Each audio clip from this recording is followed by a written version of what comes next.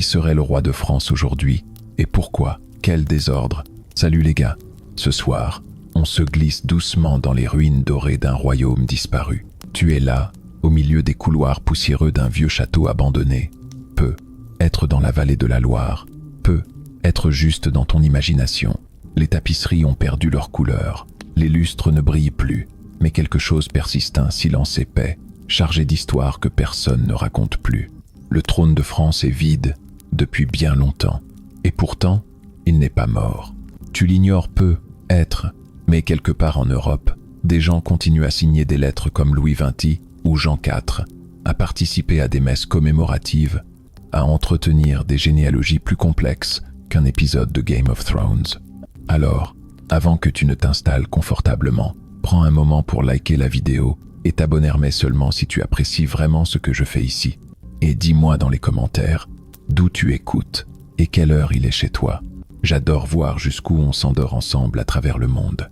Maintenant, tamise les lumières, allume être un ventilateur pour ce léger fond sonore apaisant, et glissons-nous ensemble dans cette étrange histoire royale. Tu avances, doucement, à travers les siècles. Le Moyen-Âge t'accueille avec ses couronnes lourdes, ses draps brodés, et cette obsession tout à fait excessive pour la consanguinité. Les Capétiens, les Valois, les Bourbons, autant de noms qui ornent aujourd'hui des stations de métro ou des bouteilles de vin, mais qui, autrefois, étaient synonymes de pouvoir absolu. Et puis, un jour, 1793, une place, une guillotine, une tête couronnée qui roule. Tu ne peux pas t'empêcher de frissonner. Louis XVI, descendant direct d'Hugues Capet, meurt sans trône, sans royaume, mais avec un brushing irréprochable, selon les dessins d'époque, du moins. La Révolution française ne fait pas que trancher la tête d'un homme. Elle coupe net la lignée de 1000 ans de monarchie ininterrompue. Tu crois que c'est fini. Tu te dis, bon, c'est la République maintenant, on a voté, on est moderne. Sauf que, non. Car voilà, même après la Terreur, même après Napoléon, même après la Deuxième République, la Troisième, la Quatrième, tu commences à perdre le compte. Avoue, certains rêvent encore d'un roi. Et l'ironie, c'est que la France n'a jamais officiellement aboli la monarchie, pas par un texte clair en tout cas. Elle l'a remplacée, bricolée, contournée, à la manière d'un étudiant qui oublie de rendre un devoir et prétend que c'était intentionnel. Pendant ce temps, les prétendants royaux ne dorment pas. Ils fuient en Angleterre, en Autriche, en Espagne. Ils survivent à la Révolution, aux guerres, à l'exil. Et surtout, ils font des enfants, beaucoup. Parce que bon, si tu veux maintenir une dynastie, il faut penser à la relève. C'est là que les choses se compliquent. Parce qu'aujourd'hui, il n'y a pas un ni deux, mais 3 hommes qui se disent « roi de France ». 3 lignées, 3 visions, 3 styles capillaires radicalement différents. Mais avant de les rencontrer, tu dois comprendre comment cette couronne a été fracturée. Tu dois traverser les siècles, observer les alliances, les ruptures, les lois saliques et les mariages arrangés. Tu dois comprendre que le titre de roi de France, ce n'est pas un bijou qu'on lègue, c'est un champ de mine. Et tu n'es qu'au début. Tu regardes autour de toi. La monarchie française est un manoir en ruine, mais avec quelques fenêtres encore illuminées. Tu entends le vent souffler à travers les vitraux cassés. Et au fond d'un couloir, une porte est entr'ouverte. Quelqu'un ou quelque chose y veille.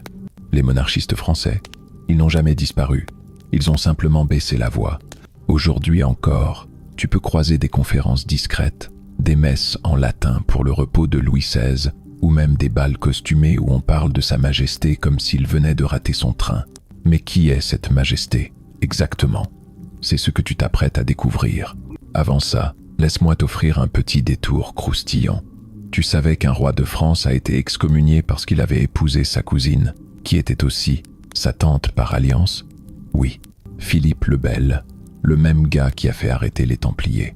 Les historiens débattent encore pour savoir s'il était juste ambitieux ou carrément possédé par l'ennui royal.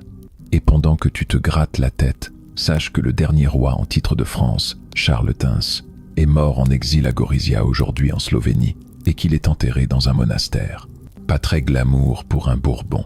Et pourtant, chaque année, des gens vont lui rendre hommage, en costume, avec des drapeaux, parfois même des trompettes.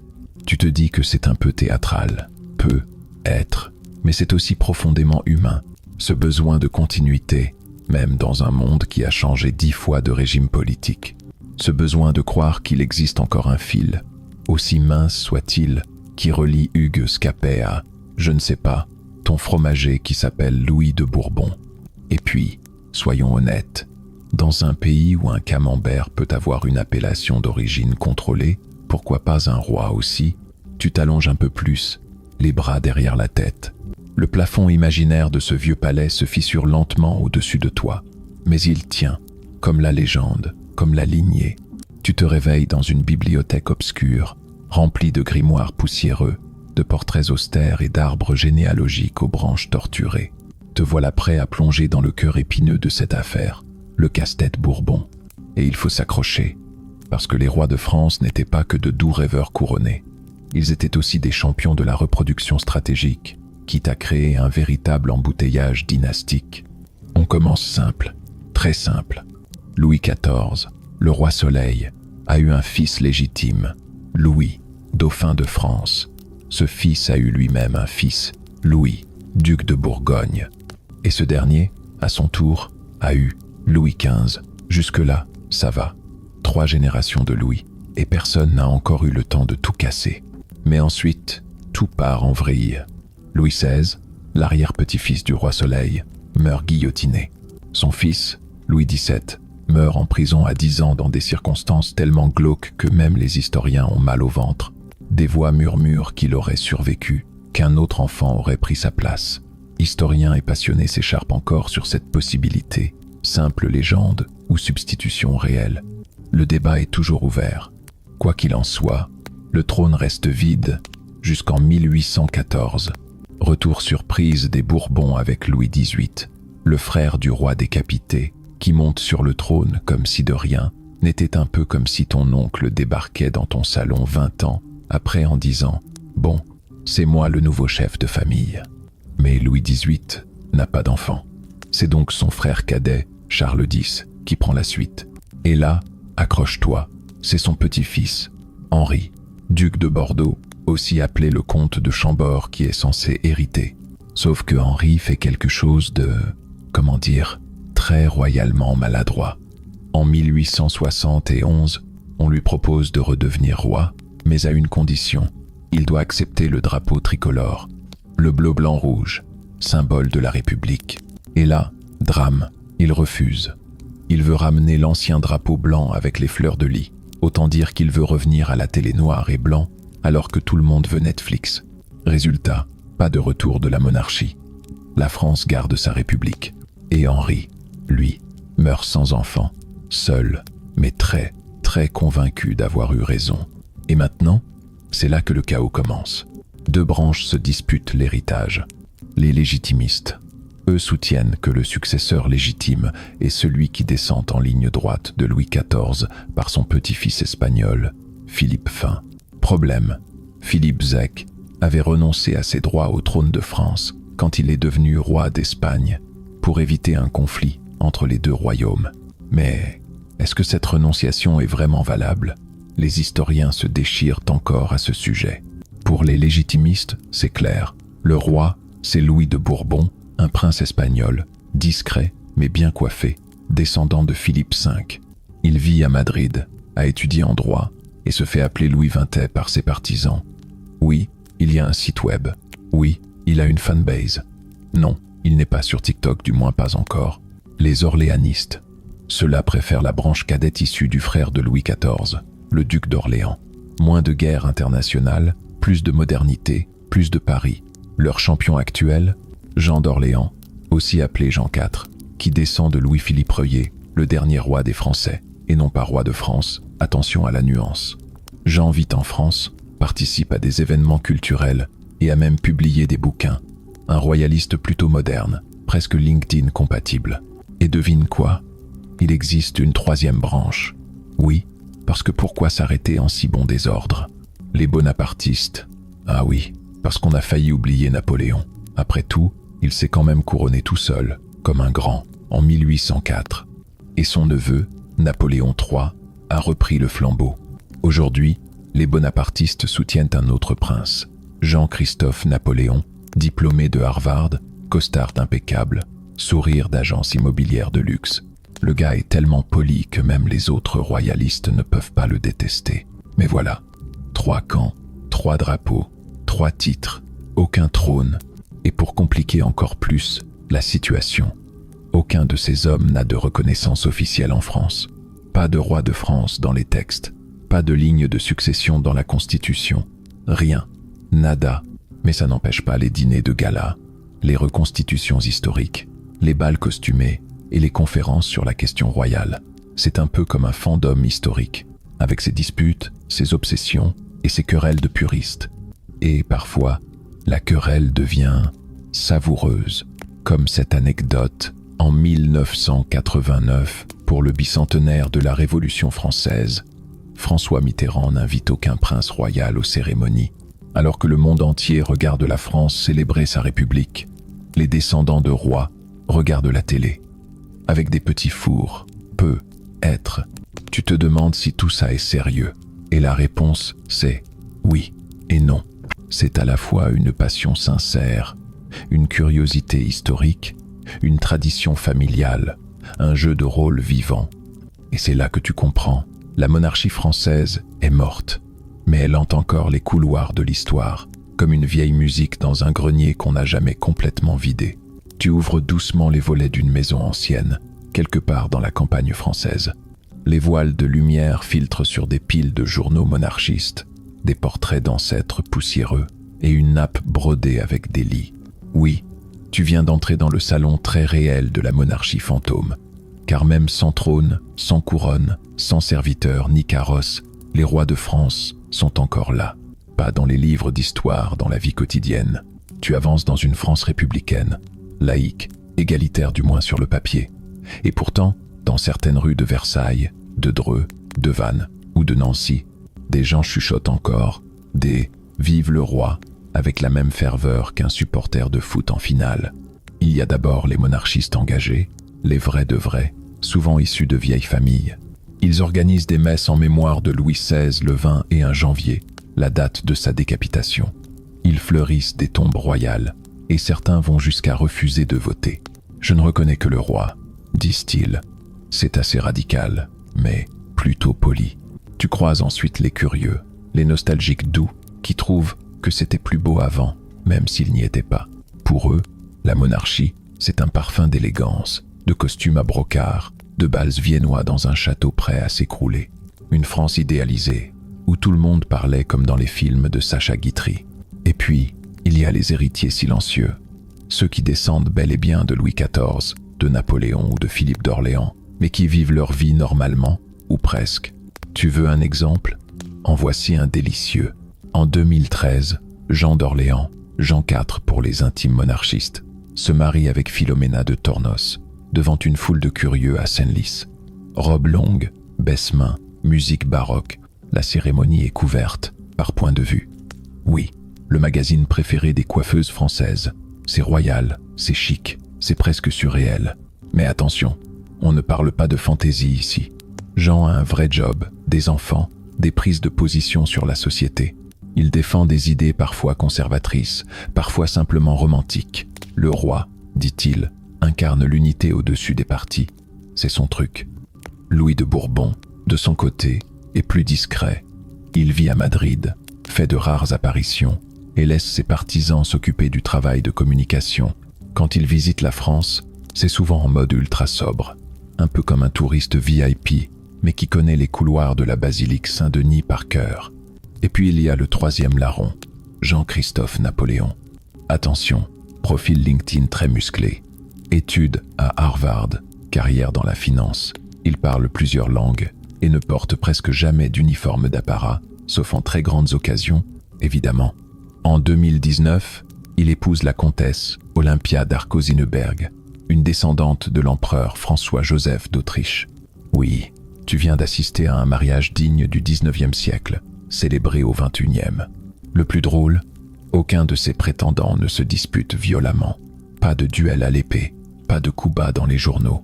Ils se croisent parfois, se respectent vaguement, et surtout, ils savent qu'ils ne régneront sans doute jamais. Et pourtant, la monarchie n'est jamais très loin dans la culture française. Les rues s'appellent toujours Louis Blanc, Henri IV ou Napoléon. Les monuments sont remplis de symboles royaux. La série Versailles fait un carton à l'international. Et même dans les discours politiques, on entend parfois parler du rôle du chef de l'État comme figure au-dessus de la mêlée. Tiens donc, ça te rappelle quelque chose? Le général de Gaulle lui-même, architecte de la Ve République, aimait dire que la France ne pouvait fonctionner qu'avec un chef d'État qui soit à la fois monarque et républicain. C'est peu être la clé du paradoxe français. On n'a plus de roi, mais on veut que le président agisse comme un roi avec un avion, un palais, une parole rare et une écharpe tricolore. C'est Louis XIV, version laïque. Et parfois, la monarchie revient là où on ne l'attend pas. Dans la pub, tu te souviens de cette marque de biscuits qui se vantait d'avoir été servie à la cour de Louis XV? Ou cette eau minérale royale depuis 1789? Même les yaourts veulent une couronne. Tu veux un peu de fantaisie historique? Allez, en 2005, une société monarchiste envoie un acte symbolique de reconnaissance à Louis de Bourbon. Il le déclare roi de France, depuis une salle polyvalente de province. S'il avait eu une armée de Playmobil, peut-être que ça aurait changé quelque chose. Mais au fond, on ne rit pas, on sourit, parce que derrière l'anachronisme, il y a une forme de poésie, un rêve d'unité, de tradition, de passé glorieux, ou supposé tel. Un refuge peut être dans un monde toujours plus rapide, bruyant, incertain. Et tu sais quoi? C'est humain. Certains croient aux licornes, d'autres aux rois perdus. C'est un peu la même chose, avec plus de blason. Tu marches à nouveau. Le vent fait frémir les feuilles d'un vieux tilleul devant une chapelle oubliée. Tu entends des voix parler bas. Sire, majesté, succession légitime. Peut être que tu rêves, peut être pas. Tu ouvres les yeux dans une salle silencieuse, aux murs couverts de portraits. 3 visages te fixent. Pas des rois en armure, non. Des hommes en costume moderne, bien peignés, au regard calme. Chacun porte le poids invisible d'un trône qui n'existe plus. Chacun croit, ou du moins affirme, qu'il est le véritable roi de France. Et toi, au milieu de ce triangle improbable, tu ne peux t'empêcher de murmurer. Mais enfin, qui a raison? Tu observes d'abord Louis de Bourbon, dit Louis XX. Il est le prétendant légitimiste. Selon ses partisans, il incarne la continuité absolue du droit monarchique français. Il descend en ligne directe de Louis XIV par son petit-fils, Philippe Zec d'Espagne. Pour eux, cette lignée n'a jamais été interrompue même si la Révolution, les guerres, l'exil et les frontières ont tenté de la briser. Le problème? Philippe V, à son accession au trône espagnol en 1700, a signé une renonciation à ses droits sur la couronne de France, condition imposée pour éviter l'union des 2 royaumes. Sauf que les légitimistes affirment que cette renonciation est juridiquement nulle, car les lois fondamentales du royaume interdisaient à quiconque de renoncer à ses droits dynastiques. Bref, une promesse qu'on ne pouvait légalement pas tenir, même en costume de roi. Tu sais, un peu comme quand tu promets de ne jamais reprendre de frites, alors que c'est techniquement impossible. Tu te tournes vers le second visage, Jean d'Orléans, appelé aussi Jean IV. Il descend du roi Louis-Philippe Ier, dernier souverain français, 1830-1848, roi des Français et non roi de France, nuance cruciale. Son argument, la renonciation de Philippe Zec est valide. Et c'est donc à la branche d'Orléans, française et toujours proche du peuple, de reprendre le flambeau. Jean vit en France, intervient dans le débat public, parle aux médias, donne des conférences. Il est présent. Mais il y a un hic. Les orléanistes ont souvent été considérés comme des rois bourgeois, moins sacrés, plus pragmatiques. Certains monarchistes purs et durs les trouvent trop modernes, comme si, à force de vouloir ressembler à une république améliorée, ils avaient perdu le parfum d'éternité qu'on attend d'un roi. Et enfin, au fond de la salle, assis avec une élégance légèrement désinvolte, Jean-Christophe Napoléon. Son nom résonne comme une claque d'histoire dans un couloir de marbre. Il incarne l'héritage impérial, non royal, mais chez certains Français, le souvenir de Napoléon reste plus puissant que celui des Bourbons. Jean-Christophe descend de Jérôme Bonaparte, frère de Napoléon Ier. Il est jeune, cultivé, discret. Il ne prétend pas exactement à un trône, mais se voit comme le gardien d'une mémoire impériale.